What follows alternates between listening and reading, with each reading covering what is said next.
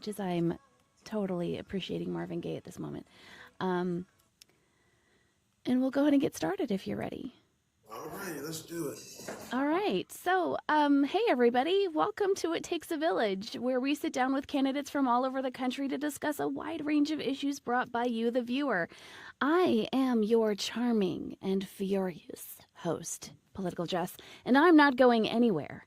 Before we get started, though, let's kind of go over some guidelines. First, we're going to be chatting with folks from all over the country. If you have a question about our grassroots candidate, please request up. You'll be allowed one question and one follow-up. The candidates will have about 2 minutes per question to enter or to answer. I'm not really timing you. It's okay. 18 plus only though, please. Minor safety, very important. Stick to current events and remember, we are not a debate stage. There is no shortage of amazing creators on this app where you can do that, and this ain't it, fam.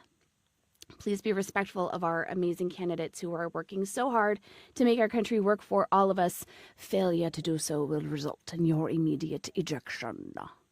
Also, while we're yapping, please be tapping. This helps push our live out to the FYP and gets more eyes onto these candidates who desperately need it.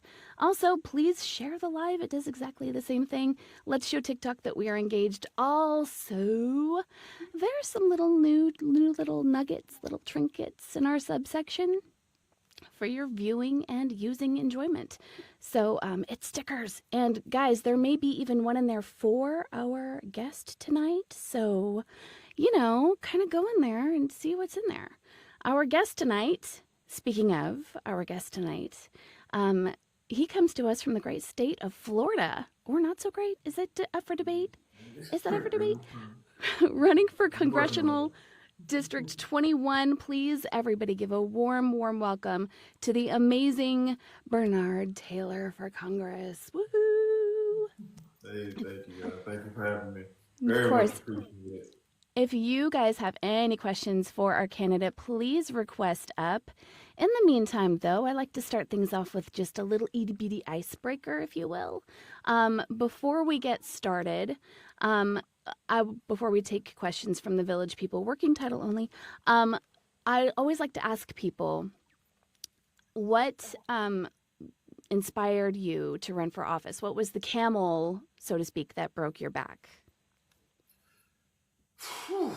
Oh man, I would say the one thing that was just like, you know what, enough is enough. Probably, I'm not gonna lie, man. It's a combination of things. Whether it was dealing with the whole immigration system, being that my wife is the child of an immigrant. Whether it's the cost of living here in Florida, whether it's the attacks on Medicaid and Social Security and food stamps and all the different things that have transpired over Florida and all the legislation and laws that have happened over the years that are now being taken nationally. What you guys don't understand is that everything that you guys are experiencing for the first time all over the country, we've been going through this stuff here in Florida for years, and I think the prospect of just seeing this state, the policies being exploded on a national scale, it was just like, enough is enough. Mm-hmm. I'm going to make you bigger so people can see you. How about Oh, that? oh, look at that. I know. Now people know they can really read your shirt instead of having to squint with their old lady eyes like me. So can you give the people just a little bit of a background of who you are, where you're running, and all of the Bernardness? Can you give us the Bernardness? Absolutely. So, if you guys aren't aware, my name is Bernard Taylor. I am running for Congress here in Florida Congressional District 21. Congressional District 21 starts in the northern section of Palm Beach County and goes all the way north to St. Lucie County. So, it's in the area called the Treasure Coast. If you guys want to have any more information or see what my campaign is about, feel free. Once the interview is over, don't leave. Feel free to go to bernardtaylorforcongress.org and you can see everything that I'm trying to do, all my policies, any questions that you guys have or could possibly be answered on the website. And make sure you follow me everywhere. Whatever app you love, I'm on it. I promise. Awesome. Awesome. All right. Well, while we're waiting for our first guest to come up with the question, let me ask you, there are so many important issues that are hitting us in the face like a fire hose, if you will. And I use that term with you in jest because you're a fireman, and I think that's great. Um, so there's so many issues that are hitting us all the time, and it's hard for us to focus on just one issue all the time. What is the one issue you feel like should be front and center in this election cycle? Affordability. That's the thing that got us here in the first place, right? You had one guy promising that you get me in there, things are going to become more affordable, and we're 8 months in, and things are not more affordable. Things are actually getting far worse out here for the everyday average American. I was just in the grocery store the other day, and it kind of caught me off guard. I'm a cereal connoisseur. I love cereal. It's my comfort food. And the same box of cereal that I used to get, buy one, get one free, it was like $4 and some change. I was like, all right, bet I'm getting 2 boxes of cereal for $4. That same box right now, I went and bought it yesterday, it was $9. What is this? Okay, I have to know. What's the cereal? What is it? Is it Lucky So Charms? no, I am a cinnamon toast crunch man. I love cinnamon Okay. toast crunch. That's my thing. And I did not get the cinnamon toast crunch because it was no way in heck I was spending $9 for some cereal. But it's not that I couldn't, but I refused. I stood on principle at that moment. I was like, you know what? Nah, 10 we toes ain't down. 10 toes down. I'm not paying $10 for even though I was getting two of them, I still wasn't paying $10 Oof. for what I used to pay $4 for. But just like things like that, man. When they get on here and they spread their propaganda, telling us some prices are going down and all that stuff. It's like we are out here. We live we live in these streets. We live this stuff day to day, and we see that's not the case.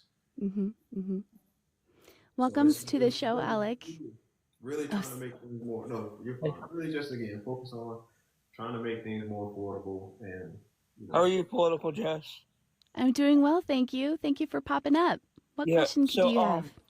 so I just wanted to ask Bernard. So okay, so I am Christian and I'm Catholic.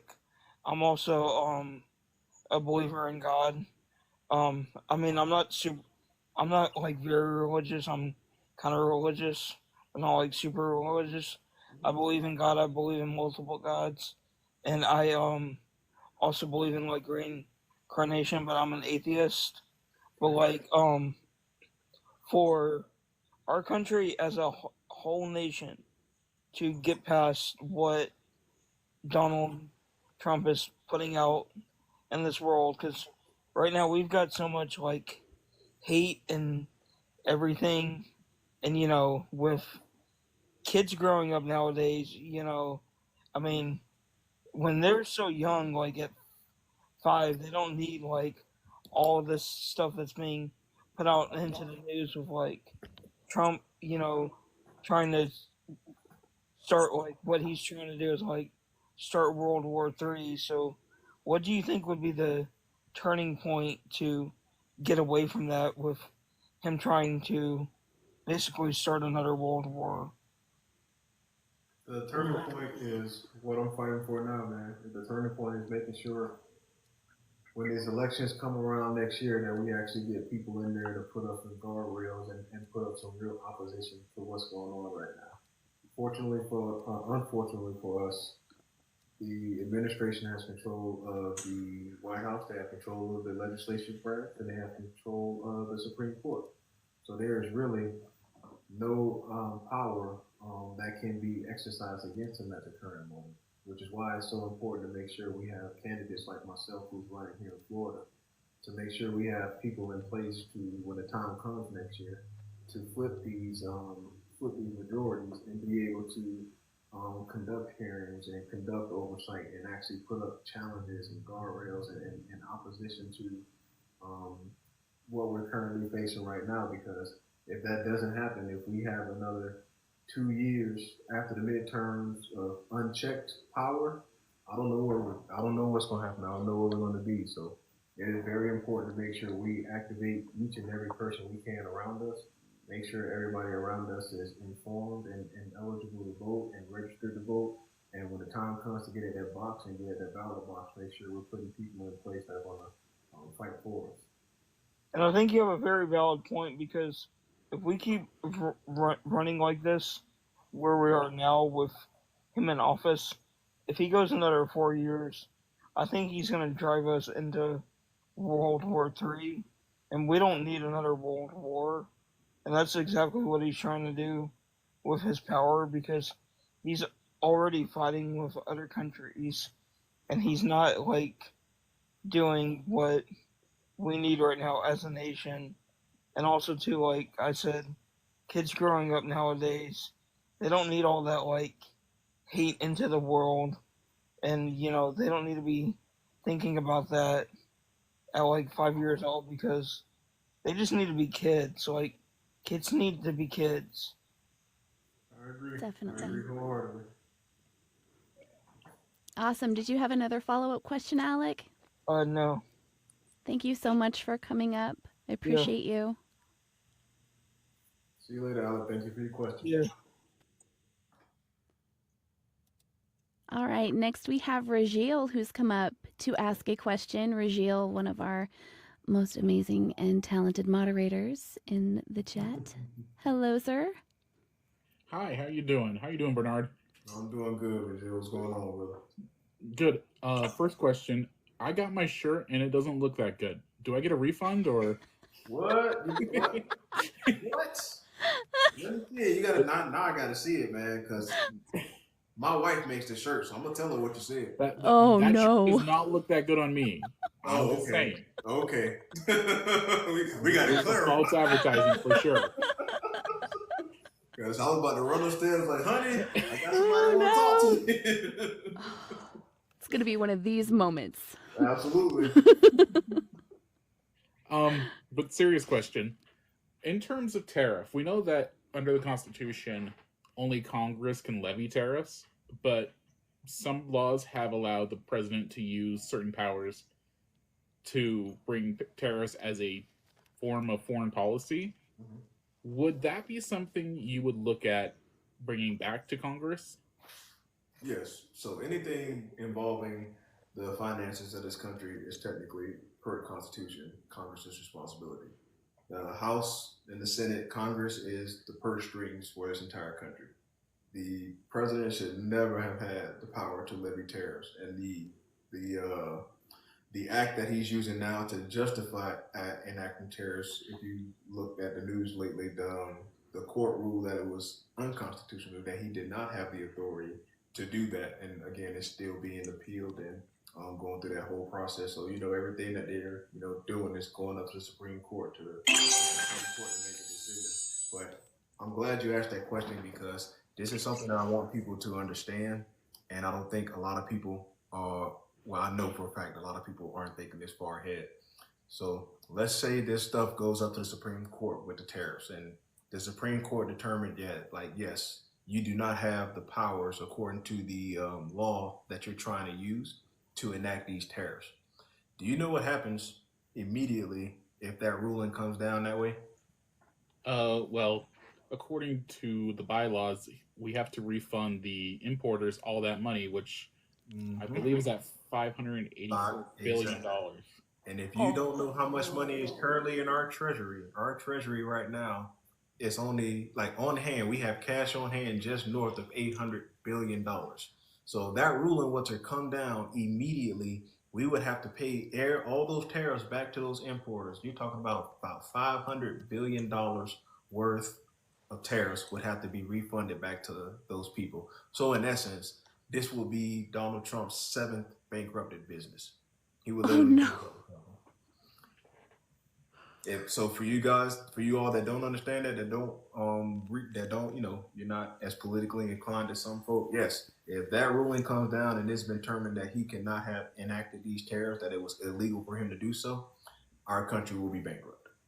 I love that when Bernard says that he leans in, he's leaning in, he's talking to us. You guys see that, right?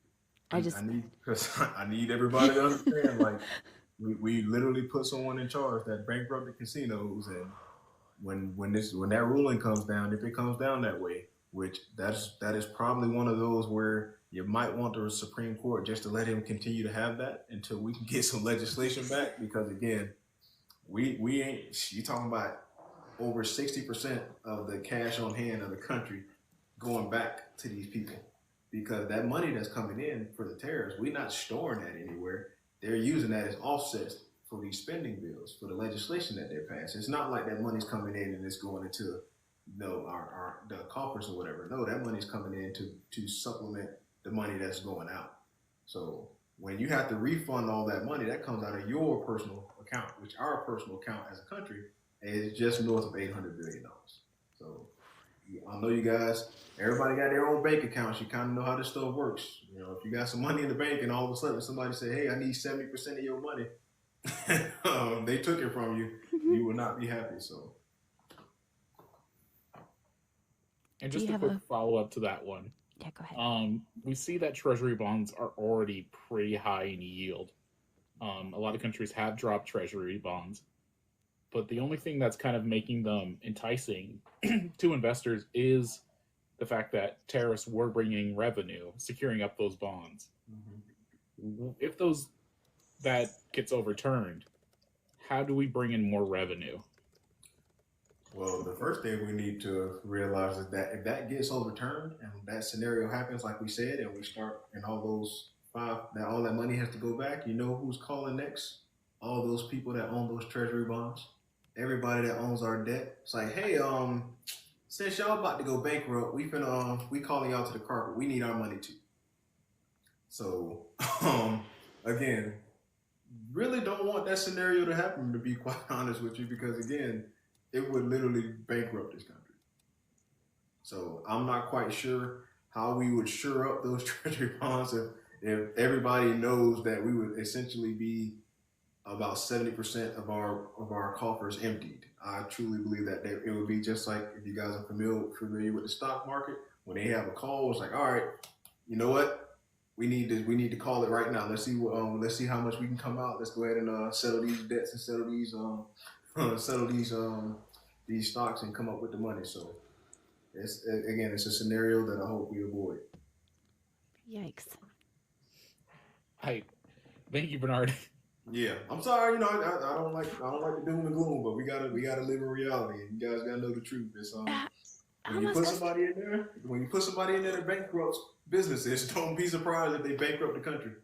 How am I supposed to follow that? Hey, Chris, welcome up. Do you have a question for Bernard today? I do, and I want to preface this with the fact that I am not a resident of the state of Florida, so I'm not your constituent. Mm-hmm. But I do believe that you represent all of America when you're in the Congress, even though you may be elected for one district. Remind me here, who are you running against? So the incumbent in my district is Brian Mass. Okay.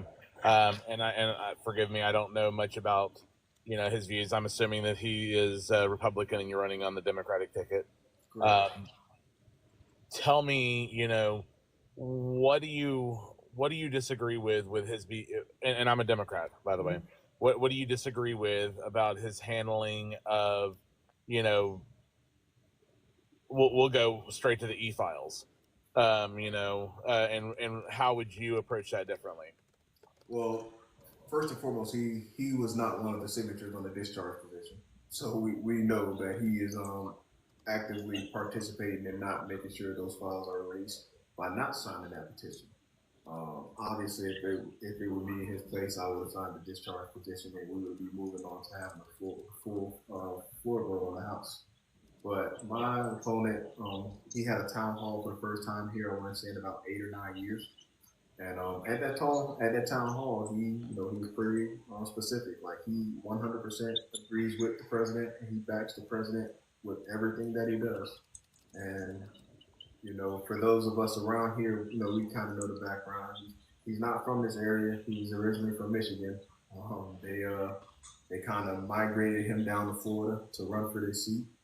And over the past 8 to 10 years, it's not really been a legit challenge to his reign here, so to speak. So it is my job as someone who did grow up here in this district and who is from Florida, born and raised here.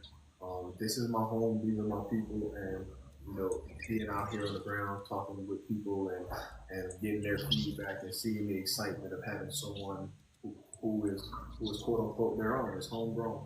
having someone who's actually homegrown to represent the needs and wants of everyone here in Florida 21 is an exciting time, and I'm getting people to rally behind me, and we're doing it, man. So my only thing is, again,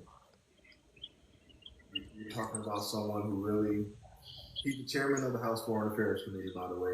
He's a disabled veteran, and he's kind of been riding that for the past 10 years. And it's enough is enough. It's time for change here. Right on. Okay. I like that. And then also, it's not a follow up. I mean, I guess it kind of is. And it's a matter that matters to me because it's my career as well as to millions of Americans that utilize the service.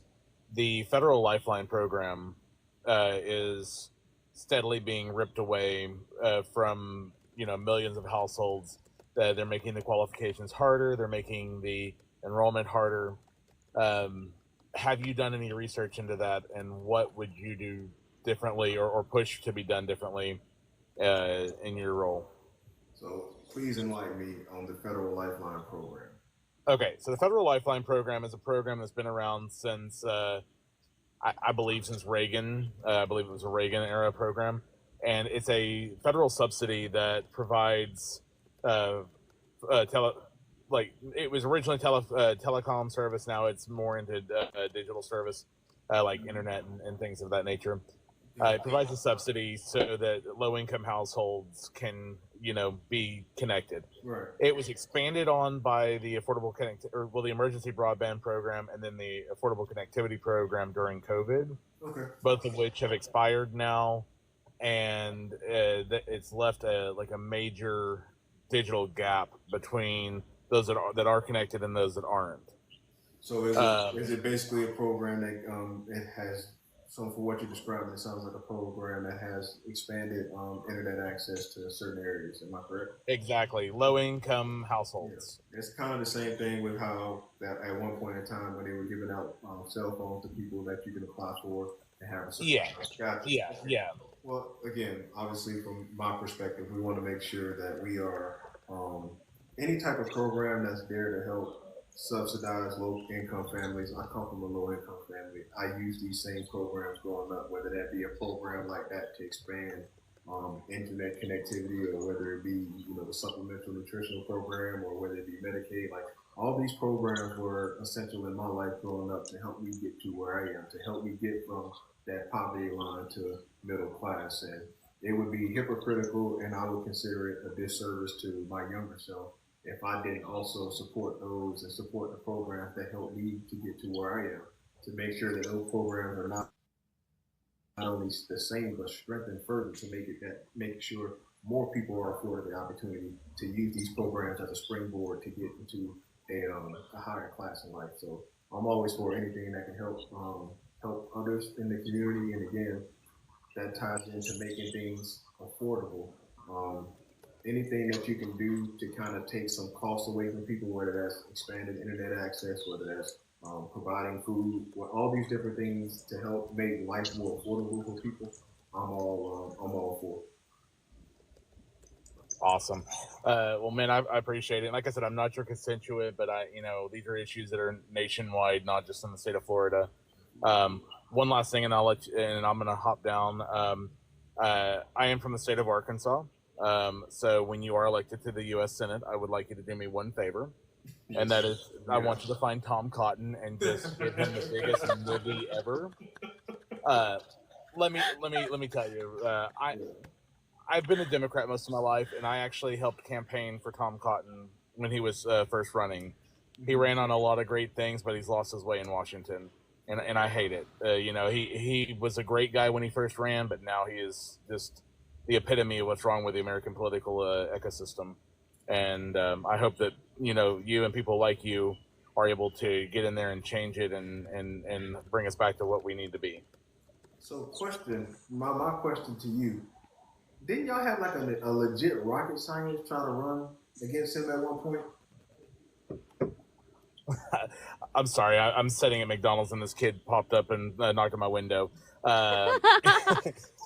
You said No, I think like at one point did A you guys rocket have like scientist? I'm not familiar. I'm not familiar with okay? that. Whoever was running, I think maybe it was not. Oh, it might have been running for governor. I don't know. It was somebody running in you guys' state that was a legit rocket scientist, and I was like, oh, they got to win. They're a rocket scientist, and it didn't happen. So I was like, oh, they wow. Yeah, it's Arkansas. It's Arkansas. You never know.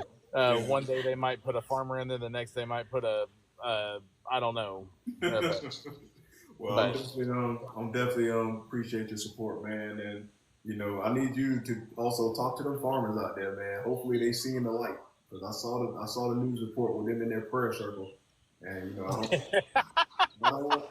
I don't judge anybody. I'm a man of faith myself, but we all know that prayer circle is not what's gonna help. We all know the cause of what's going on, Exactly. and I'm hoping that they waking up to it. And I tell you, I know several people in the state of Florida. I don't know if I know anybody in your district. Remind me where your district is. So this district is over on the East Coast, North Palm Beach County, all the way up to St. Lucie County. So okay, so would Orlando encompass that, or is that West Coast? No, Orlando's about 2 hours north of me in Central Florida. Okay, that's Maxwell Frost's area. I'm not familiar with Florida at all. So, but if I know anybody in your district, I will definitely put your name out there for them. Oh, and do me a favor. If you see Sarah Huckabee Sanders, you trip her as she's walking for making them kids stand up. Listen, I'm going to tell you right now. If I could, I would, but I do not want to go to prison. And she is all about putting people in prison. Oh my gosh, that is crazy, man. Appreciate you, Chris. All right, bye. She's not winning any popularity contests, I'll tell you that much. Thank you so much, Chris, for popping up. Can somebody, how do I drop? I got you. Don't worry about it. I got Thank you. Thank you.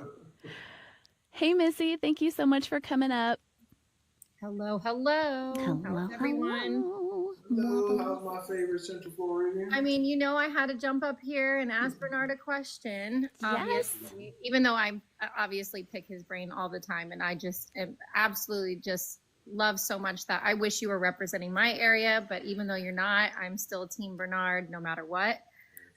So wanted to talk to you a little bit about particularly in Florida. So we know with the bill that passed, we know the cuts to Medicare, Medicaid, all of those things are going to happen. So when you get in and, you know, we're able to try and hopefully the pendulum swings, what is it that can be done? Because I wanted to let you know this. I'm not sure how much is going through the pipeline, but as you guys know, I have two disabled kids who use Medicaid. And we have, for the past, I would say, month, our center has been telling us that they've been receiving these very odd, you know, we need a little bit more information on her, on my daughter. She's 5 with autism. We need this, we need that. Now, if you know with Medicaid, you obviously go through a whole process at the beginning of it, and then every year you have to redo it. You renew it, that's how it goes. And right now there seems to be, obviously, as things are going through, pushback. What we're finding out is not only my daughter, but most of the kids at the center, and my daughter is full functioning autism. So she is verbal, she can use the toilet, all of those things, but there are a lot of kids at the center that can't, and they are fully being denied Medicaid. So I just want to make sure people who are listening understand the pushback that these autism centers are getting is that Medicaid is saying, even if you are nonverbal, cannot toilet by yourself, you do not qualify for the benefits. The line is so small of what would qualify, because as you know, with a child with autism who's nonverbal, we're already dealing with a multitude of things that come from that. So my question to you is, if you get in there, what can you do to help bring back some of that, hopefully, in some initiative somehow to help kids who need that Medicaid to, you know, receive their therapies?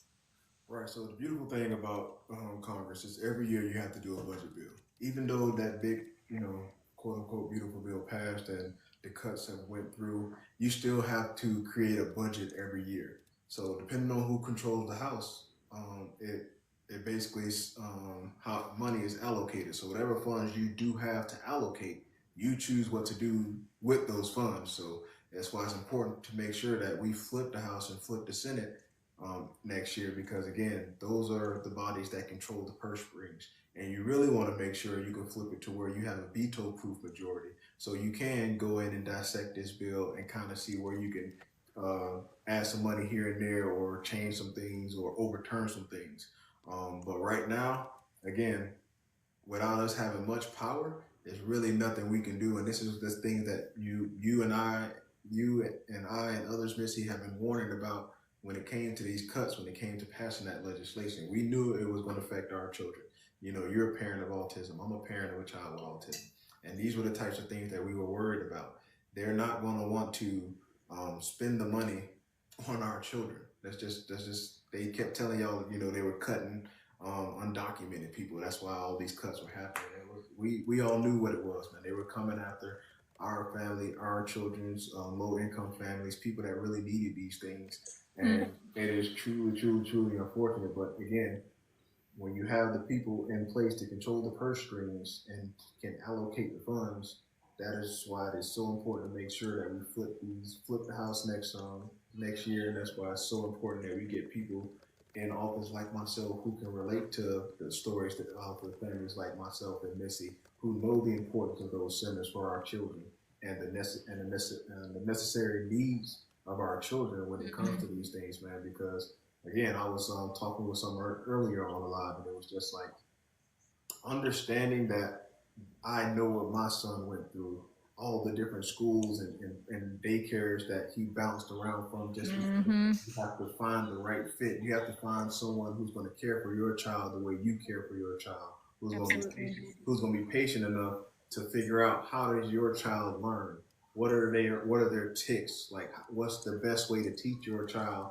What's the best way to make sure that they're focused? Like all those different things. It is truly, truly hard to find the right fit. I was just fortunate enough. My son is about to be 7 in October, and over the last year, we just found a place that is absolutely perfect for him, that he's been thriving.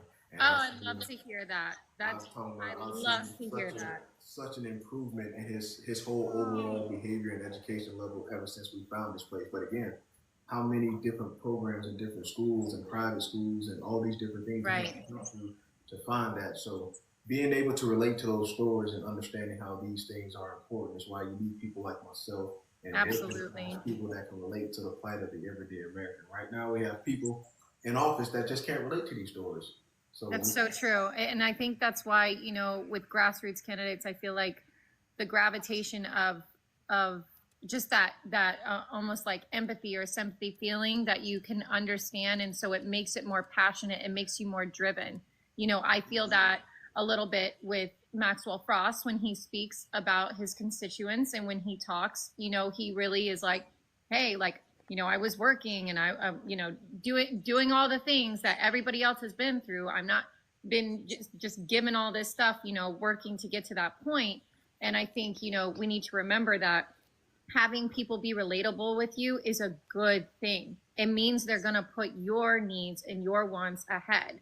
And I think we need to remember that when we go in, and we need this blue tsunami out of, like, it just needs to be out of control, a whole sweep in order for this pendulum to swing. Because when I tell you my heart dropped today, when I had that meeting with our ABA center, and like you said, my son was bounced around to different public schools because I didn't know he was being mistreated with his autism.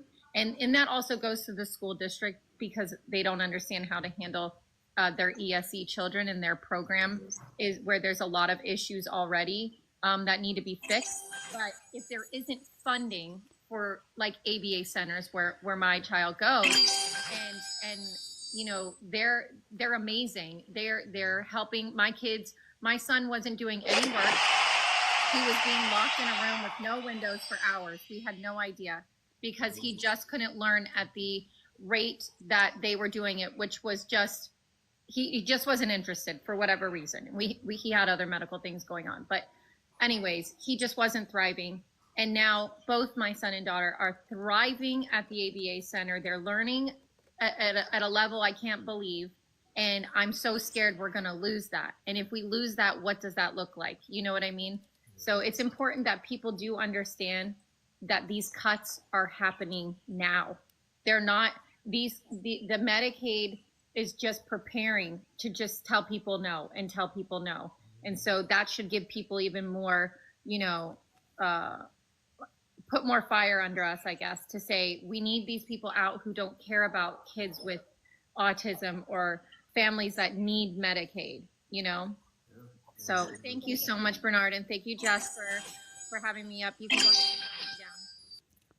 Thank you, Missy, and thank you everybody for the gifts. It's really awesome of you guys. You are totally ruling tonight.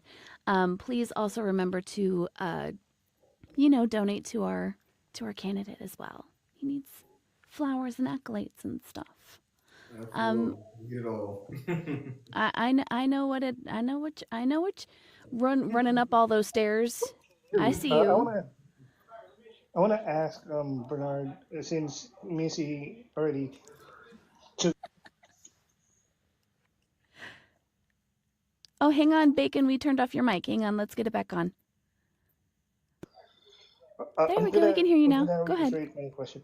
What else could you allocate or programs that you can help with disability? Like for myself, we need equality in workplaces. Right now, I'm struggling for 1 day per week on my end of I don't want any other disabled community to feel what I'm feeling right now. I'm feeling like I'm worthless. So again, everybody just demonized that word, that phrase DEI over the past, however many election cycles, not understanding that what DEI did was not, it wasn't really the focus on people that look like me, but it was the focus on the disabled. It was focusing on other people to make sure that there were fair labor practices happening, that you wasn't discriminated because you might be disabled or you might be a woman or you might be a minority. All these different underprivileged groups were oversought, and there were people enforcing these laws to make sure that everyone had an equal and fair shot. And what's happening right now is we don't have that oversight to make sure that all of us are able to have a fair shot in these workplaces. We don't have oversight into making sure that someone like Crispy is getting more than 1 day of work a week. We have already seen, and to go back to Missy's question as well, there are, again, if you're not familiar with Florida, there have been stories and reports that there are parents who are being called asking if they want to put their disabled children in these quote unquote special venues and programs, like just out of Voluntary. Voluntary. Yeah, voluntary. That's what's been happening in Florida right now. So you can see, like, they're not trying to help people like Crispy or people like my son or Missy's son and all these other people who might be differently abled or learn differently or have learning disabilities. They just want to put them somewhere where they don't have to do anything for them and just see what happens.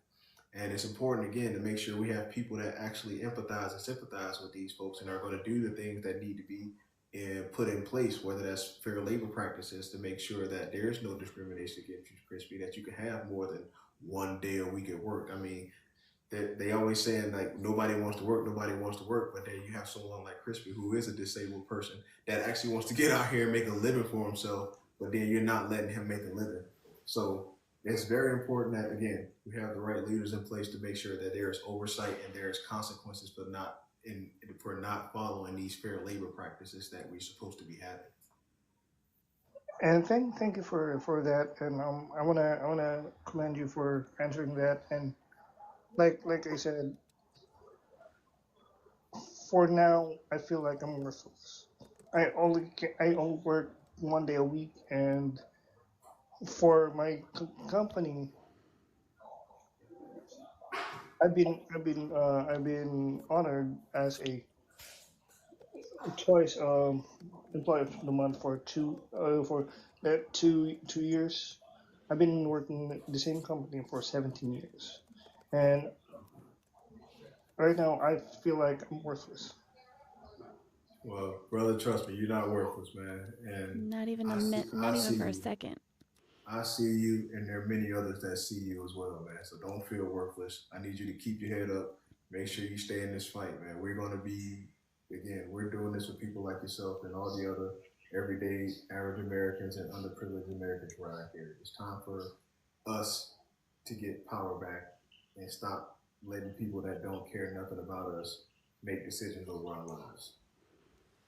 All right, thank you, Jess, and Oslo, thank you. Thank you, Bacon. Well, I know lots of people love you on this app, so you just, let me know if Agree. you ever need something, bud. Absolutely, 100%. Definitely. Hey, What's happening, Oslo. Brendan? What's going on? What's going on, Oslo? How's my favorite Elmo disciple doing? Pretty good, pretty good. You know that my legal team requires me to say that I have no connection whatsoever to Elmo or Sesame Street or the Muppets or any of their affiliated characters. I don't want to get sued, Hey, I'm speaking on behalf of myself. Oslo has nothing to do with this. Ain't no libel, no slander no defamation on Oslo's behalf. This is coming from myself. Oslo's completely innocent. Let that be on the All record. right.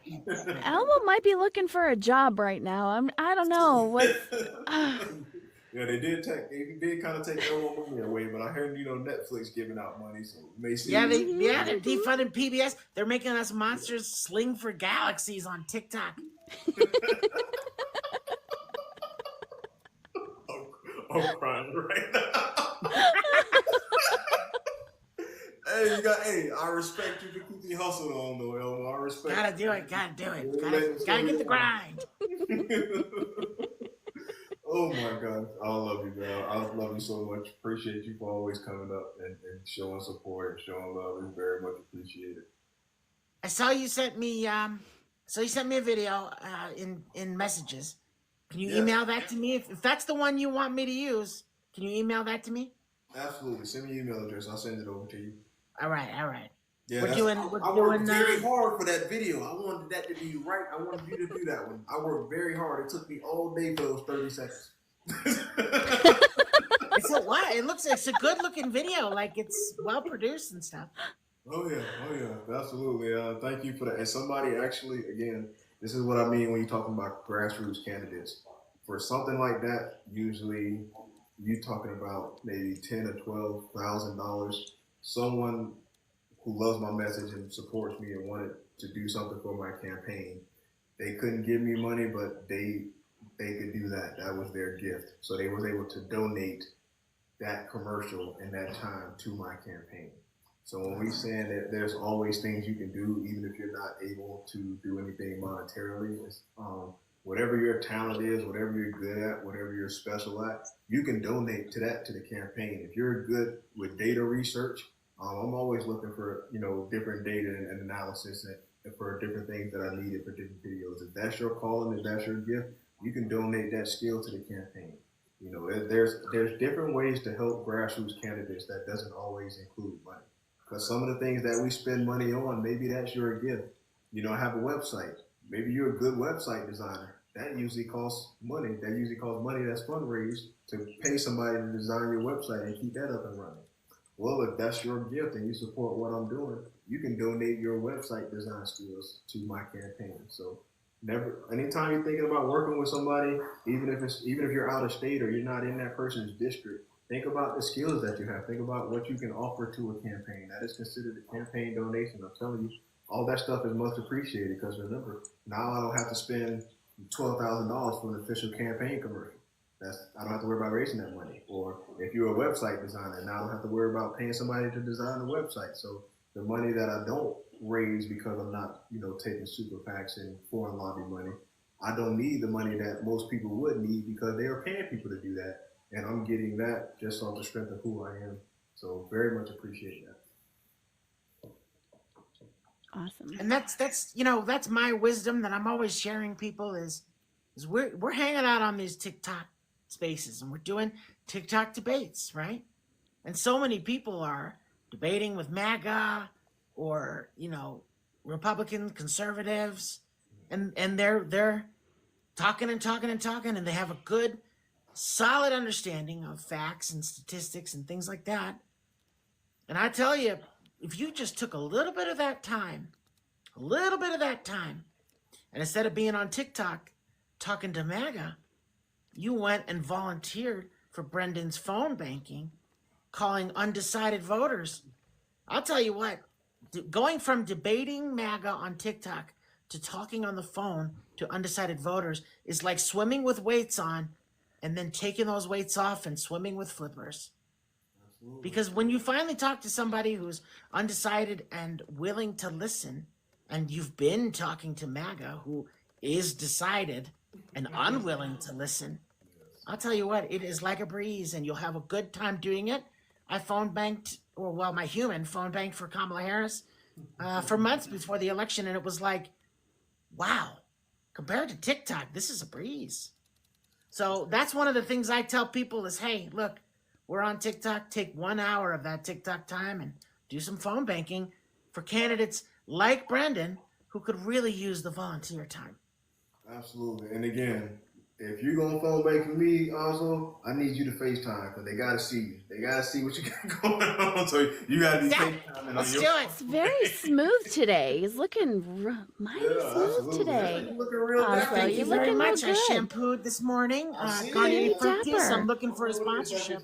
it's glistening. The red is like real glistening today. I like it. Love. You need to get like one of those little desk fans so that you could get the wind, Oh, go in. absolutely. Have yourself a little Beyonce moment. I'm loving it. It Let's was do Gosh, it. you're making me blush. You're making me a little heated with all this. It was it's funny that you bring that up when you talk about, these people sit on these apps and they're debating MAGA, and I hear people, a question I get is all the time, it's like, Bernard, why don't you engage? Why don't you do that type of stuff? Why don't you engage in the entertainment? And truth be told, like, I don't got time for the entertainment.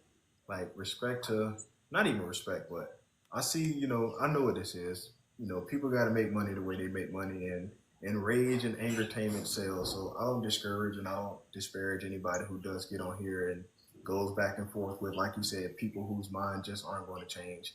I get it. It's a way to generate revenue, and by all means, everybody got to get out here and live. But my thing is, especially after the events of this week, it's time to close those.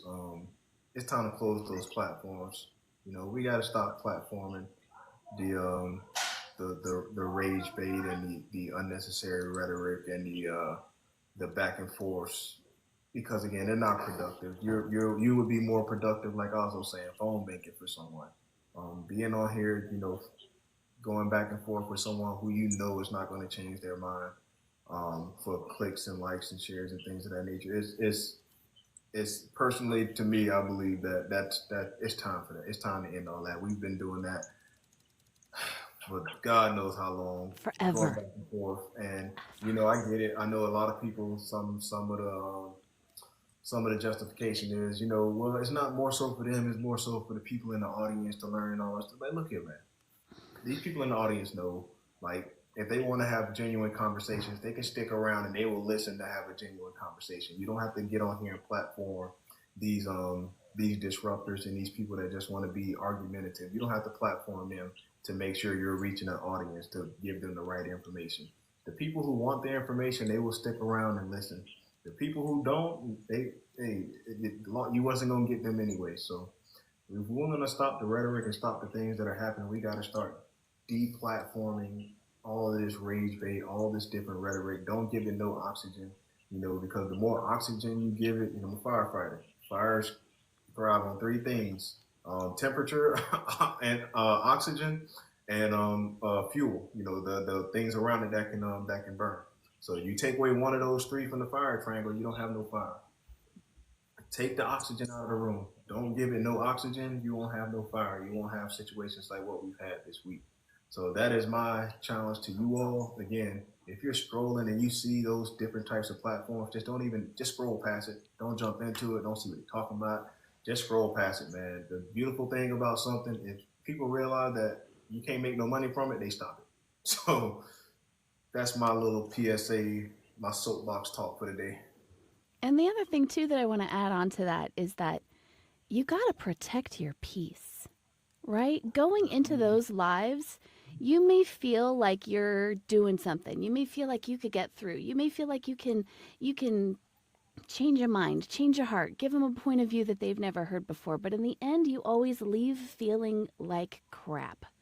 So protect your peace and just it's toxic is what it is. So, just protect your peace, especially right now. We're in a crazy time. Protect your peace and like Bernard said, keep on scrolling. So, Absolutely. Find somebody, find a video of Oslo doing her puppet thing. You'll feel much better. definitely. Well, that's kind of why I go into those spaces sometimes, because I tend to lighten things up a little bit sometimes. So Okay, we all appreciate it 100%. I was telling them about you this morning. I was on the Lenny Soul Morning Show. It's a pretty popular live one here, and I was telling them, yeah, you guys got to have my friend Oslo up here one of these days.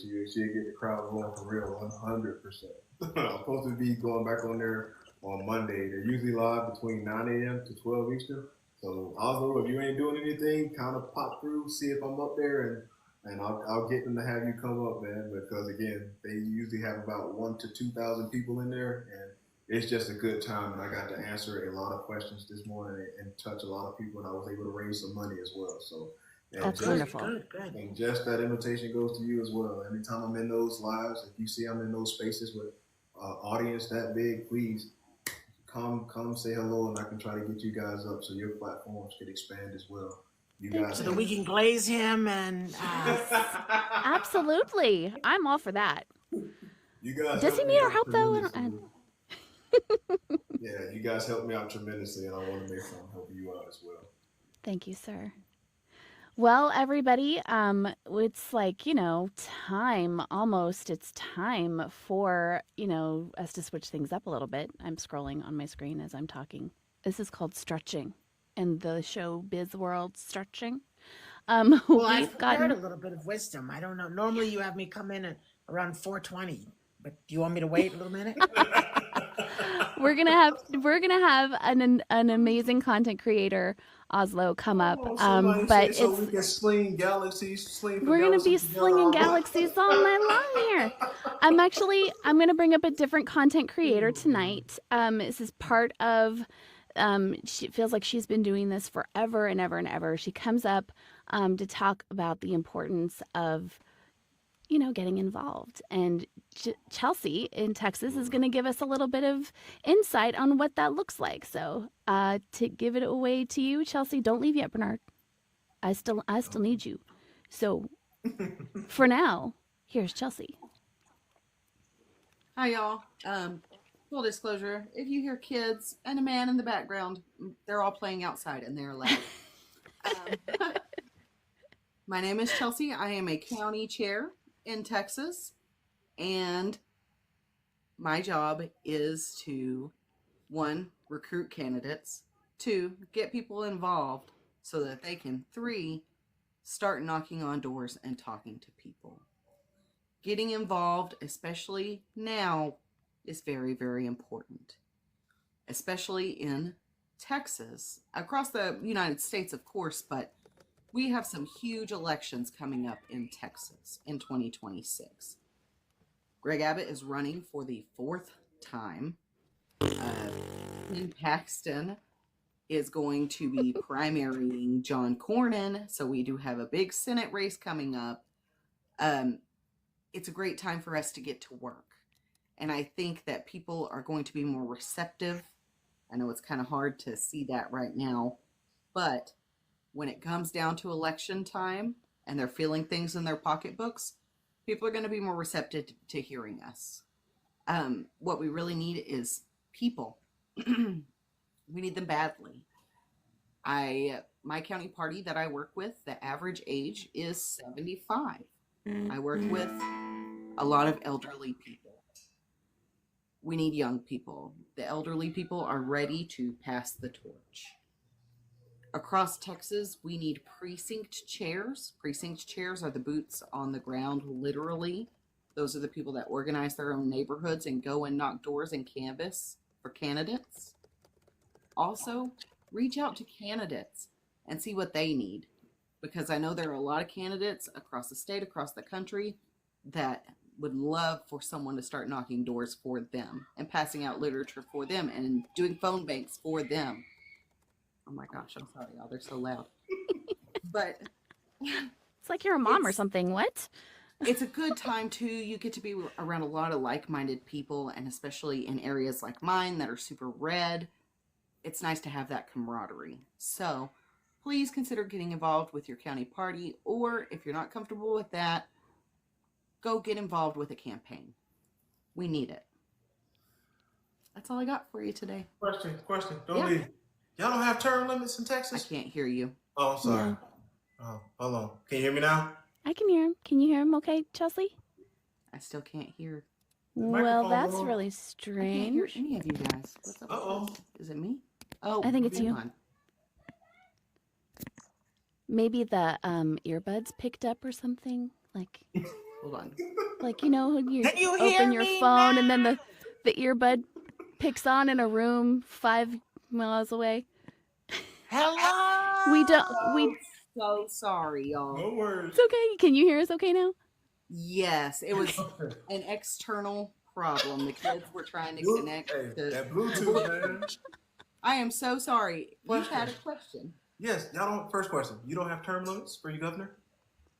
No, we don't. Nope. Wow, that's something. Which is something that someone should run on. We need Right. term limits for the governor. It would be that's one fabulous. thing Florida did right, I guess. We ain't got to have to worry about Ron DeSantis coming back no time soon.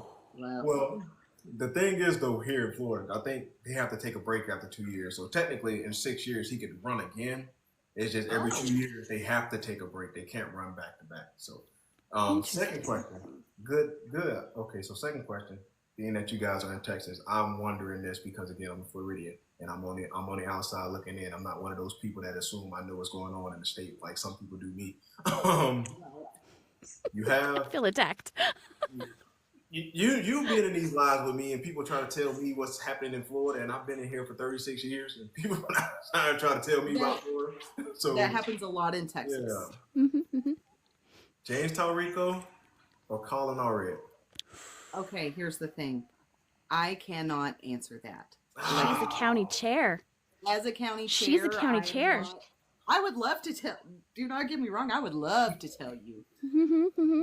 I do not want to keep my mouth shut, but I'm not allowed to. I'm not allowed to endorse anyone or favor anyone before the primary. I'm not asking you for an endorsement. I'm saying, how do you feel about these people in the race? Do you feel like you have great candidates in the race? I feel like we have great candidates in the race.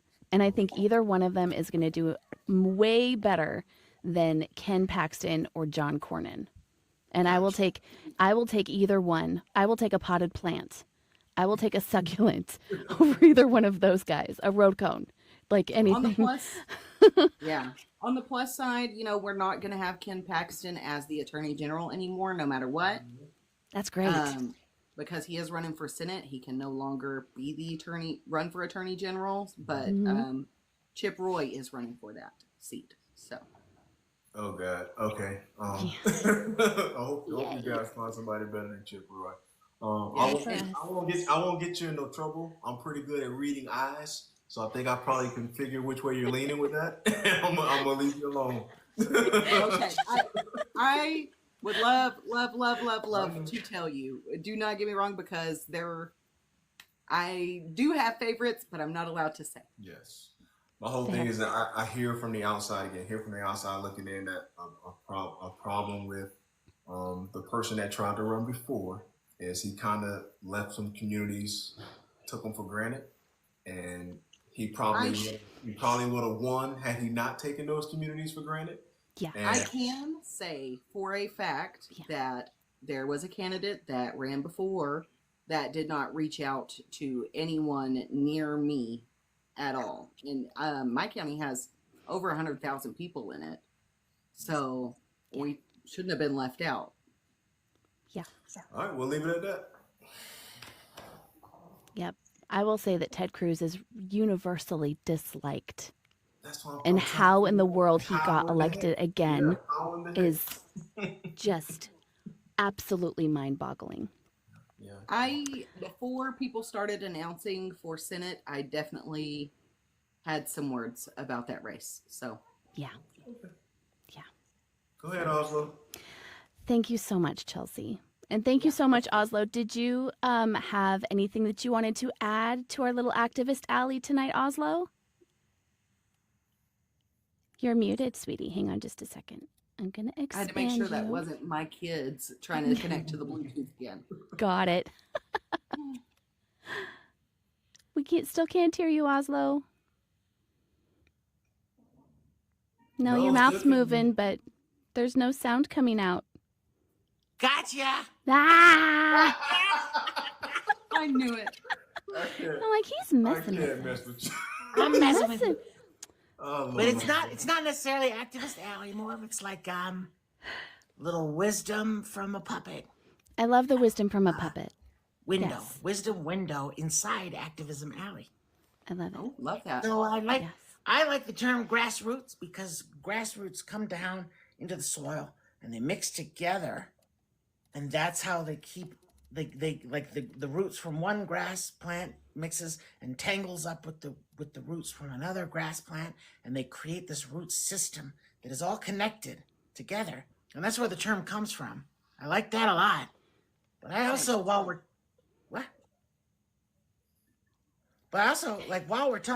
in the garden, I would like us to think about hosta, Hosta, I think it is. Hostas. Hosta plants? Hostas, yeah. Hostas plants, yeah. They're kind of like a little waxy, really easy to grow. They have a very fibrous root system. And the reason I want to add them to our grassroots garden is because their fibrous root systems go into the soil, and they're very strong and very dense and very thick, and they help with erosion. And right now I feel like we are losing the left is losing people because it feels like our candidates aren't doing what they need to do, and these grassroots candidates like Brendan are going to plant those hostas roots down into our grassroots, and they're going to I think these grassroots candidates are going to stop the erosion that we're seeing on the left that we need to see. We need to try a new approach, and that's why I love people like Brendan. Okay, so that's my little wisdom is what we're talking grassroots. Add some fibrous hostas plants in there too. I'm all for it. Absolutely. And Plus, they come in blue. Ooh. hey, Perfect. can't go wrong with that. Hey. Can't go wrong with that. Absolutely. Blue Again, tsunami. you guys understand us candidates that are running. Oh my God! Did I say Brandon? I'm such a doofus. I meant Bernard. I'm sorry. I thought you were joking this whole time. Yeah, I know what you meant. It's all good. I'll still love You have to understand, my human is like way back here, Yep. and then he's looking at. He doesn't have his glasses on. It's totally fine. Oh, Lord. Oh yeah, it says. Oh yeah, that's right, Bernard. Okay. I can't, man. I can't. Oh my goodness. But again, to Oslo's point, man, we have so many different people around the country who are running grassroots campaign, and it is important to get visibility. That we're not going to get visibility from the regular machines at hand right now. They're no matter what you believe in, no matter which party, which side, there's a power structure. And with these power structures, they are very much opposed to letting people come in willy-nilly. Like you just can't walk in and say, hey, I'm here, love me. That's not how this works. You're going to do this at a grassroots level. You have to build those strong foundations and strong roots, and then be willing to kick the door in and say, hey, I'm here. This is what I bring with me, and bring all the supporters you have with me. You bring the community and the constituents with me and say, hey, the people want me. I don't care what you want. So if you can either get behind me as a party, or I'm going to run through you and run over you. And the perfect example is what you're seeing in New York City. That guy didn't have permission to run in that mayoral race. He started last year at 1%, and now he's more than likely going to be the mayor next year. And that took, Thank again, goodness. that took, again, putting those roots in the ground, getting to support, building those connector roots and connecting with all those people and growing all together to be able to say, hey, we are here. We don't care what you guys want. It's time to upset the power structure, and we're kicking the door down. So wherever you are, whoever you are, if you're watching and you're considering running, or you are running, you are a grassroots candidate, please do not get discouraged. I know I'm right where you have been, guys. I've been in these Democratic club meetings. I've heard the whispers from people, what they say behind your back. I've seen people, not myself, but other people that get into the primaries, and they get really, really evil emails from people within the party itself saying, you don't need to run. Like, stop running. Like, we have someone that wants to run. And we, quote unquote, live in a democratic society. But again, I'm not talking about even my opponent on the other side in the general. I'm talking about just in a primary to win in your own party.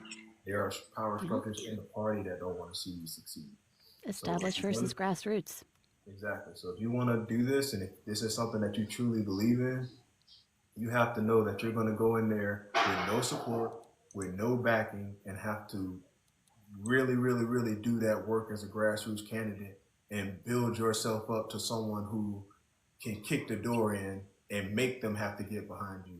You see, even right now, the speaker and the Senate minority leader, they're still haven't endorsed that man, but they're going to have no choice, because if they let him get elected without endorsing him, there's no way that that's going to fly next year in the midterms for them to continue to be leaders. Because if you look at the quote unquote tweets from the House minority leader, it's supposed to be vote blue no matter who. So you can't have a phrase like that, and then when it comes time to, hey, this is our candidate, and you don't get behind him, you don't have any teeth when it comes to, like, hey, you guys should follow me now. It's like, no, you let us down. We had someone that we wanted, and you didn't stand against him, but you didn't help him either. So again, it is important to make sure that you build these platforms, you build these followings, you get this support to where it is so overwhelming that they have no choice but to accept you. And that is the only way you're going to win in a grassroots campaign. I cannot tell you how many people call me and are talking with me and send me messages about how I can't believe the party said this to me, or this is what I'm hearing behind my back, and I want to drop out because this is too much, and all this stuff. And I'm talking about from their own side. We're not even getting to the opposition side yet. So if you're getting that kind of vitriol from your own side, imagine what it's going to be if you were to win the primary, and now it's time to get the other side coming at you. So this is truly a grind. You have to have thick skin, you have to be tough, and you have to be ready for everything that's about to be thrown at you. And I know a lot of us get angry and we want to do something. It's like, I'm going to run. Again, you're not willing to make that sacrifice and willing to put up with what you're going to have to put up with and do the hot, blood, sweaty, all that work, do not do it. Find another way to get involved. You can do things like what Chelsea's doing. You can be a community activist. You can go be a precinct leader. You can go be a poll watcher. You can be a community organizer. Like, these are different things to get involved with. You don't necessarily have to run for office, because, again, this is not for the faint of heart. And I want to add on to what you're saying too. Yeah, it's not for everybody. But I will say, if you are getting that pushback within the party, that means you're doing something right. Just in my opinion. Absolutely, 100%. If you're getting the pushback from like the establishment or whatever, to me that means you are doing something right. And as a candidate, if you want to become a candidate, talk to everyone. Do not be scared to talk to everyone. I just want to have a personal little anecdote about this, and then I'm done. I have to go. But we were having a city council election in my city, and I'm an early voter. First day of early voting, I'm there. But it was the day before actual election day, and the man running for city council came and knocked on my door because he wanted my vote. Should he have done it before? Yes, because you don't know who early votes and who doesn't. And I hadn't voted for him. And I told him so, because I have no problem telling him that. But I said, I wish you would have come and knocked on my door before, because it makes all the difference to me that you actually did. being able to talk to someone face to face about what they want for your community or your country, whatever, makes all the difference to people. But thank you so much for having me on. This is getting better and better every week, so I it's love it. nice to talk to you, Bernard. Thank you. Oslo, thank you for being here. But I will talk to you later. Thank you, Chelsea. Okay, guys, we are getting close to time. So before we go, Bernard, if you would not mind telling the good folks where they can find you, what you're doing next, and how they can help your campaign. Absolutely, guys. So, again, my name is Bernard Taylor. I am running for Congress here in Florida Congressional District 21. If you want more information about my campaign, please feel free to go to bernardtaylorforcongress.org. The link is in my bio. You can sign up to volunteer. You can read some of the policy proposals that I have. You can also donate to the campaign. Remember, put down the coffee for the weekend. Take that little bit of money because you can't really go far with it anywhere else. And consider donating it to the campaign. Every dollar helps. And I'll tell you guys, if all 140,000 people that follow me on this app, if everybody gave $1, we'd be in business. So not asking for the world and asking for you to do what you can. Always, again, like, share, follow, and reshare all the content. Again, visibility is so important, especially this early on before 2026. It's middle of September. As much visibility as we can gain and move into January with is extremely important. So if nothing else, make sure you're following me and sharing all the content so we can get this stuff out to as many people as possible. Thank you all very much for the time. Jess, Oslo, you guys are the best. Much love. Again, anything I can do for you guys, please don't ever hesitate to ask. And when I do win, and y'all still hosting these platforms, don't be afraid to invite me on. I ain't gonna be too big to still come and hang out with a puppet and Jess. I love it. You will always have a place here on our show if you want one. So, thank you so much for coming by. And this is just a reminder to everybody that's in here. We are absolutely done with big money in politics. It has ruined our country. We are no longer interested in politics that is only serving the corporations. And we need candidates just like Bernard here who are not funded by AIPAC and other special interests. We want them to be able to serve the people, but that money has to come from somewhere. So whether it's your wallet or your time, make sure that you are doing everything in your power to help these grassroots candidates, even if it's just following and sharing their content to get more eyes on them. And that stuff is free, folks. So the time for change is now, and we all have to work together. Wouldn't you agree, Bernard? Absolutely, 100%. Be the change that you want to see. Stop yelling at the sky and get out here and be the change you want to see. That's right. This has been so awesome. What a great show tonight. Thank you guys so much for joining us. I would be absolutely remiss if I did not send a special thank you to the amazing content creators who are here tonight to support us, our incredible mods, and our amazing design genie, Kayla. So send them all some love in the chat, guys, along with our candidate, please. Make sure that you are registered to vote. And keep an eye on the election schedules in your area because they're doing some hanky stuff out there, and you got to make sure that you're paying attention. Yes, sir. Oh, y'all made me a sticker? I'm just not seeing that. I made you a sticker. That is awesome. Oh, yes. I appreciate that. I'm going to send it to you so you can put it in your lives too. Absolutely. I walk me through it because, I may be young, but I'm an old man at heart. I'm still figuring all this stuff out. So. If I can figure it out, Sonny, I'm sure we can do it together. Oh my gosh. I love it. That is awesome. Thank you, guys. Of course. So just make sure that you guys are registered to vote. You could go check it out by going to vote.gov. Okay? This was incredibly inspiring. I know we have a lot of folks who are scared right now, but I want to remind everyone that the fear is the point. Fear leads to panic. Panic leads to inaction. But hope and community are the antidote for all of it. So tune in on Monday when we have an amazing candidate who is running for the Senate in New Hampshire. And, make sure that you send Bernard a follow. Okay, guys? All right. Here's my 10 walls. Since this Awesome. is Thank you guys so much. And just a reminder, just another quick reminder before we say goodnight. Make sure to follow us on Substack, Spotify, Apple Podcasts, and the Tube of You. And follow the peoplesickday.com to throw a wrench in this bish. I said bish. We love the TikTok shop. It is just about time for TBH. And if you guys do not know, we are having a fabulous birthday celebration tonight at TBH tonight. So make sure you are sending a follow over to Tab and Missy. Say hi in the comments if you guys are still here, so that we can go pop over to TBH and celebrate some birthday fun. Okay, guys? Yeah, come celebrate with me. I'm popping in over there as well because Tabitha and Missy are the homies. So y'all, They're homies. Y'all come see Oslo. You come to the party as well if you ain't doing nothing. Only if Everybody's there's cake. welcome. There may be cake. We'll work on it. All right, guys. Thank you all so much. And we will see you on Monday. Have a wonderful evening. Bye.